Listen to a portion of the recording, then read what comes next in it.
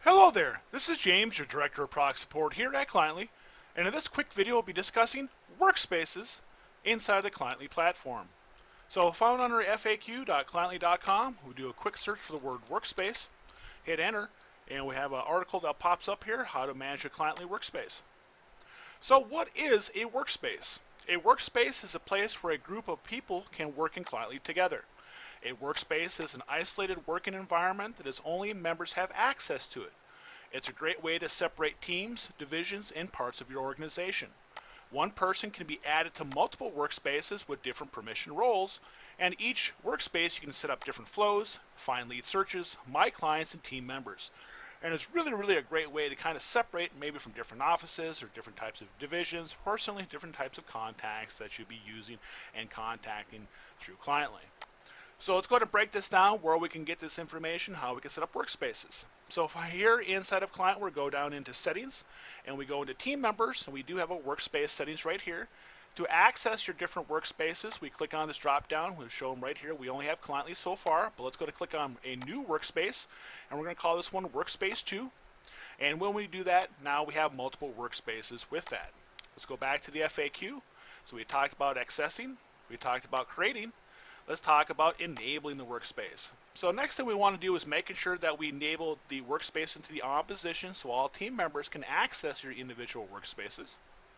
Next, we can enable duplicate protection across workspaces, and that's this option here, meaning that if you are using multiple workspaces and have this enabled, you will not find any duplicate leads by using the Cliently Find Lead system, because if one workspace accepts the leads, you're not going to be able to find that lead on other individual workspaces.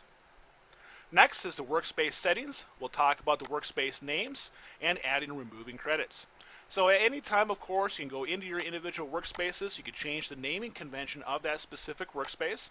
And then over here on the right-hand side, we need to associate credits. So let's go ahead and put this to Workspace 2. We notice we have 200 account credits that are for my entire account. However, I need to add specific team credits or workspace credits to allocate them to my team members. So let's go ahead and put in 50 for this one. You notice I now have 150 account credits, but I have added team credits of 50. And now down here at the bottom, I can add in my additional team members here for the specific workspace. And in turn, I can go ahead and add in specific credits, for example, 25 credits. And once I've done this, you notice my team credits have been reduced to include the new credits that I've just added for my specific team member. Now, to gain access to different workspaces inside of Cliently, you can also go in here in the upper left-hand side of your screen, and you click on this, and you'll notice that Cliently is my primary workspace, and I can switch between, go into that one, or if I want, I can switch into my individual workspace as well. So this is Cliently Workspaces. It's an excellent way to kind of organize and keep things separated between, like I said, multiple divisions, offices, or even the different types of leads that you have inside of Cliently. Going forward, if you have any questions, concerns of how to use Cliently Workspaces, please log in and use this red help button down here in the bottom right hand side of your screen, and we'll do our very best to take care of each and every one of you. We thank you so much, and you have a great day. Bye-bye.